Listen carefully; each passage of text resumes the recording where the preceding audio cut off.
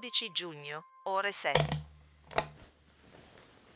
È buio, buio completo, anche tenendo gli occhi aperti e con il sole alto nel cielo. È una sensazione alienante, soprattutto per chi ha sempre avuto paura del buio, fin dalla tenera infanzia. 1, 2, 3, 4, 5. Il tempo è il peggior compagno della solitudine, specialmente quando il proprio riflesso nello specchio è l'unica compagnia che si può avere. È così che nascono le fissazioni scaramantiche, le manie per l'ordine e la precisione. Disturbo ossessivo-compulsivo, così lo chiamano oggi. Chi ne soffriva era visto dalle altre persone come uno strano. Ma non è tanto questo. La realtà è che la solitudine ti trattiene da dietro con tutta la forza che ha, per poi lasciarti cadere, all'improvviso, fra le braccia di qualcuno senza difese, perché è proprio in quei momenti che si è vulnerabili. Avvocato Martini. Avvocato Martini. Avvocato Martini. E adesso questo che cosa vuole? Avvocato Martini. Pronto? Buongiorno Lisa, sono l'avvocato Martini. Perdoni il disturbo, come sta? Un minuto fa stavo bene, avvocato. Venga al punto, per favore. Certo, capisco. La chiamo soltanto per metterla al corrente delle condizioni di salute di suo padre. Si è aggravato. Ma nemmeno questo è bastato, sa, per la richiesta di grazia. Evidentemente il giudice ha avuto un po' di buonsenso. Chiedeva di rivederla, almeno per l'ultima volta. Per me quell'uomo è morto 25 anni fa, avvocato. E adesso le auguro una buona giornata e ne ha molto bisogno, visto la clientela che assiste. A non risentirla.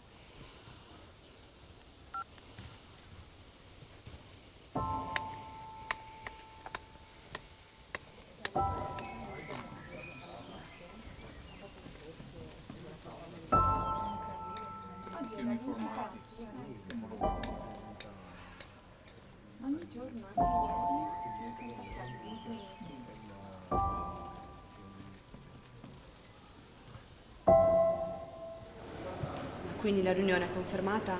Sì, penso che sia confermata, ma posso dire, non ci si comporta così. Vabbè, tu sapevi niente di questa storia? Da molto che non sento Ettore, sinceramente. Scusa. Ciao Lisa, come va oggi? Ciao Francesca, la giornata non è iniziata nel migliore dei modi, ma conto di aggiustarla. Adoro il tuo ottimismo innato. La mia è iniziata da schifo e penso che possa solo peggiorare. Vabbè, ci vediamo più tardi per il caffè e mi racconti. Volentieri, a dopo. Ciao. Dicevamo, Ok, qualcuno deve parlare con Ettore. io non ci parlo, lo chiami tu?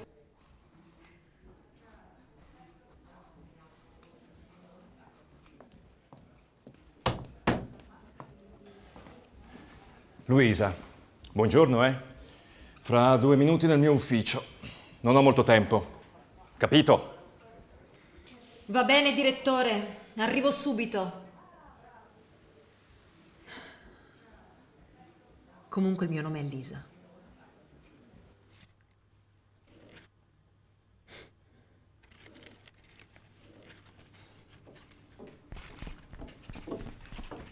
Amore, buongiorno.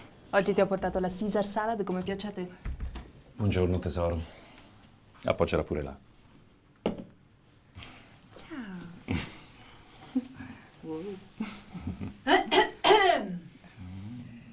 E senti, ricordati che stasera abbiamo la cena con gli azionisti di maggioranza. Ci vediamo direttamente al loro hotel. A dopo.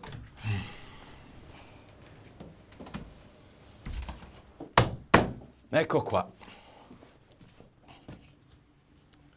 Spero ci sia tutto. Anche perché mi costa un occhio della testa farli stampare appositamente così. Non ti bastava soltanto assistere Francesca. Era proprio necessario che delegasse a te di seguire i casi di queste donne scomparse. Mi manderete in bancarotta. Adesso va, che ho un sacco di cose da fare.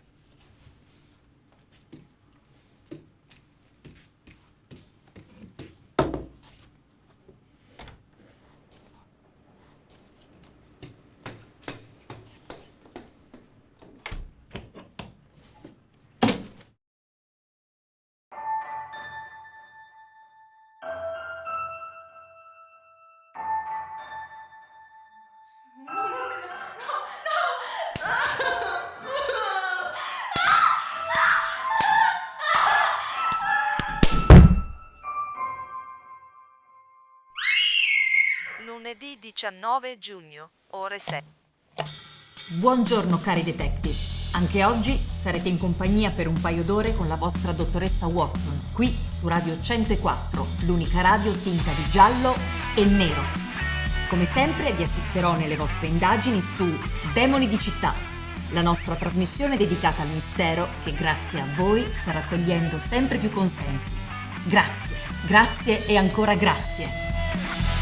Inside my mind there's something missing that makes me blind. Vi sottopongo subito il primo quesito investigativo di oggi. Quale mano si nasconde dietro tutte queste sparizioni? Il numero a cui mandare i vostri SMS o WhatsApp è sempre lo stesso. Però prima andiamo ad ascoltare ancora una volta le testimonianze agghiaccianti che parliamo sempre e soltanto di donne. Eh sì, miei cari detective, prendete nota. Sempre e soltanto donne. È evidente che la polizia stia brancolando nel buio. Ehi, ma una domanda sorge spontanea. Siamo sicuri di trovarci davanti a un serial killer?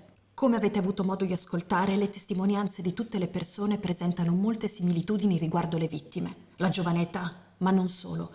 Sembra che tutte abbiano avuto una vita apparentemente felice. Gli inquirenti non si espongono, ma una cosa è certa. Vittime e sparizioni seguono un esatto identikit e modus operandi. Troppe cose non tornano e secondo me siamo molto distanti dalla risoluzione. Beh, il tempo a nostra disposizione è scaduto. Per oggi è tutto. Un caro saluto dalla vostra dottoressa Watson e buone indagini sempre. E quando si tratta di caffè tu sei sempre puntualissima. Ma ti sembra una donna? Scusa, pensavo fosse Francesca. Ci diamo sempre appuntamento qui per il caffè. Francesca non lavora più qui, da oggi la sostituisco io. Ah, si batte la fiacca oggi. Vero, Linda? Fra 2 minuti nel mio ufficio.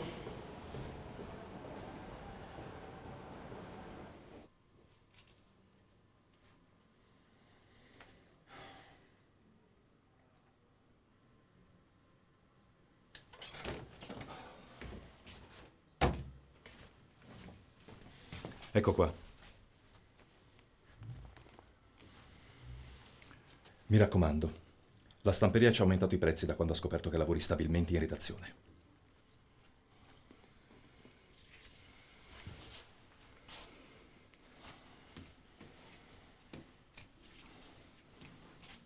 Senti.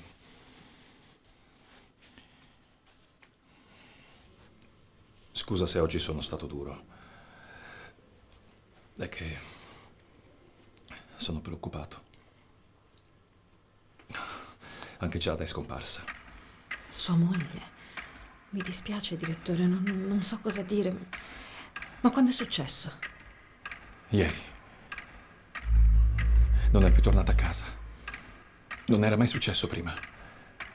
Di solito avverte quando si fa tardi o non torna. Invece al telefono continuamente staccato. Mi dica che cosa posso fare per essere utile. Procedi con cautela. Assoluta cautela, capisci? Acqua in bocca, intendo. Solo questo ti chiedo. È una situazione delicata. Immagino tu ti renda conto. Posso contarci? Certo, direttore. Grazie.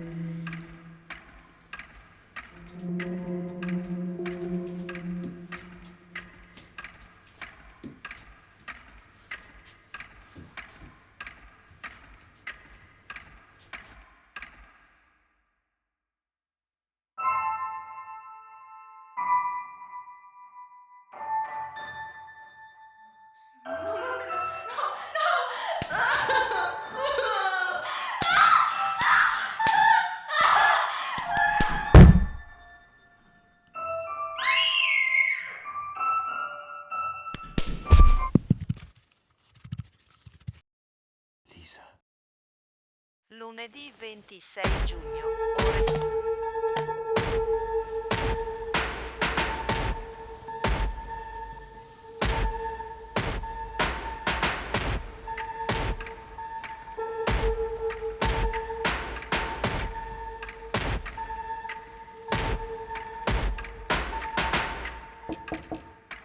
Buongiorno Lisa.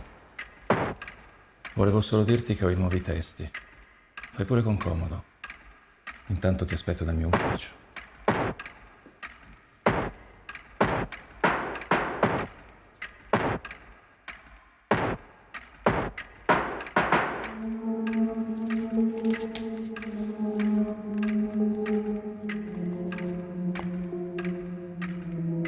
Ti va un caffè? No, grazie, l'ho preso stamattina. Mia moglie è tornata. Sono contenta. Come sta? Bene, bene, grazie.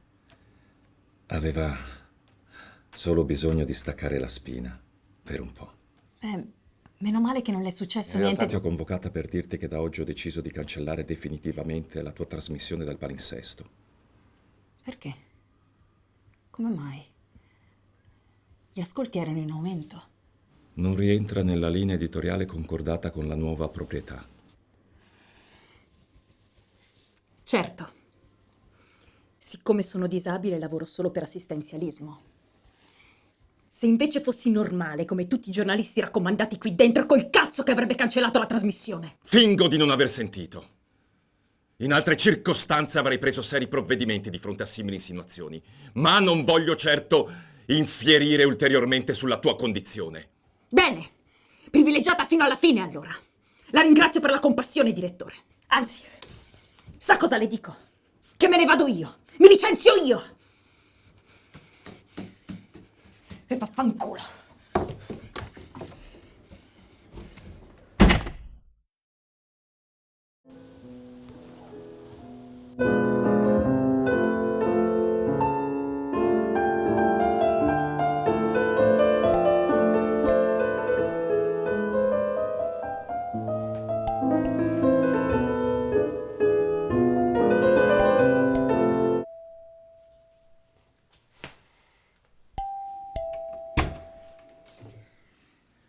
Posso entrare?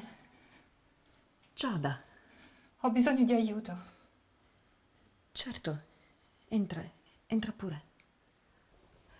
Abbiamo litigato, io non so più cosa fare con lui. È diventato violento, eh. Da quando sono arrivati i nuovi proprietari alla radio ho incominciato a bere e... Capisco che cosa si prova. Mio padre ha sofferto a lungo dello stesso problema. Ha distrutto la nostra famiglia con la violenza e ha costretto me a pagarne le conseguenze. Per sempre.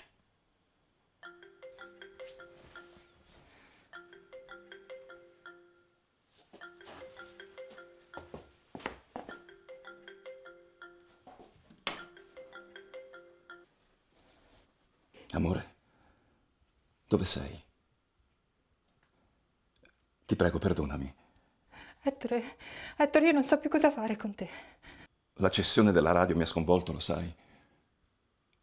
Ma adesso è tutto passato. Ti prego, torna a casa. Non succederà mai più. Ma come posso fidarmi ancora di te? Giada, non lasciarmi. Sono scappata da tutto e da tutti per cercare Non sei di costretta a capire parlargli cosa se non fosse vuoi. meglio per È la noi. voce di Lisa questa. Sei da lei. Meno male, ero in pensiero. È una brava ragazza. Giada, ascoltami, ti prego. Ascoltami. Se non ti fidi di me, chiedi a Lisa di riaccompagnarti. Devo delle scuse anche a lei. Numero sconosciuto. Pronto, chi è? Tesoro, è bello sentire ancora la tua voce. Papà? Ma come cazzo hai fatto a avere il mio numero?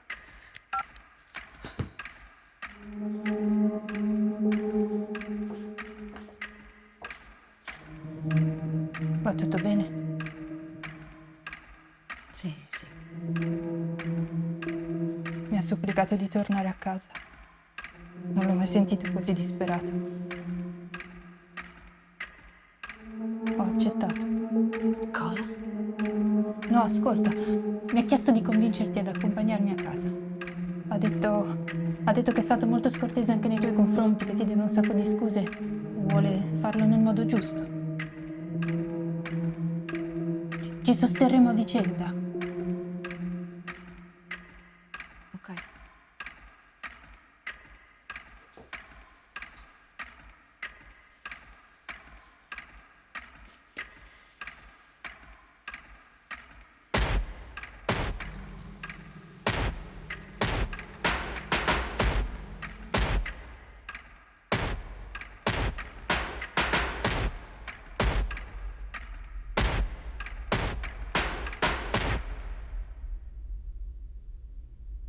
Ti ringrazio di aver accettato il mio invito. È stato un gesto nobile da parte tua. Da quando hai lasciato il mio ufficio, non faccio altro che pensare al modo migliore per porgerti le mie scuse. Vorrei farti un regalo, qualcosa di unico, di importante. Lei pensa di poter risolvere tutto con un regalo? Come faceva quel verme dopo aver picchiato mia madre? No, Lisa, no. Non fraintendermi. Voglio riconoscere i tuoi meriti. Dimmi, qual è la cosa che più desideri al mondo?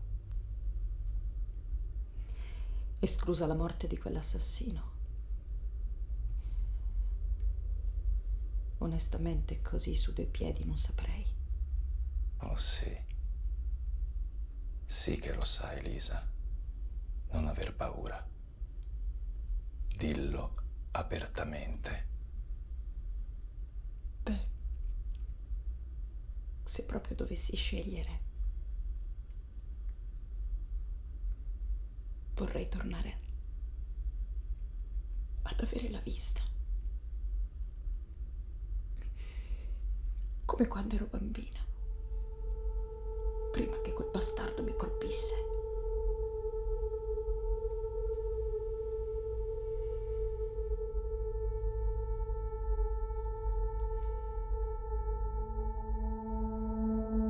La vista è solo uno dei tanti doni che puoi ricevere. In cambio, basta che ci aiuti a raggiungere il nostro obiettivo. Non capisco.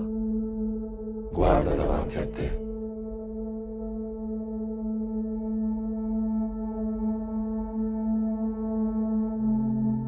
Non devi più avere paura del buio. Se una pianta viene trascurata, è sicuramente destinata a morire. Bisogna rispettarla, eliminare le foglie morte, altrimenti succhierebbero via la linfa vitale al fusto e alle radici. In un certo senso, è quello che voi umani fate a questo pianeta. Ma perché colpire soltanto le donne? È l'unico modo per provocare la vostra estinzione senza arrecare danni al pianeta.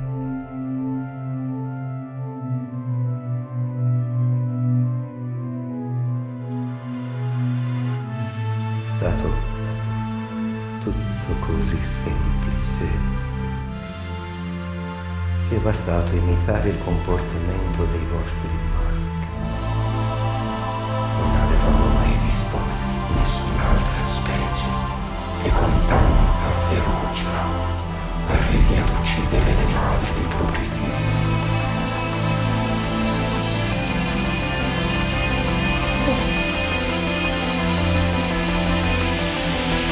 No! Mai! Lisa. Lisa.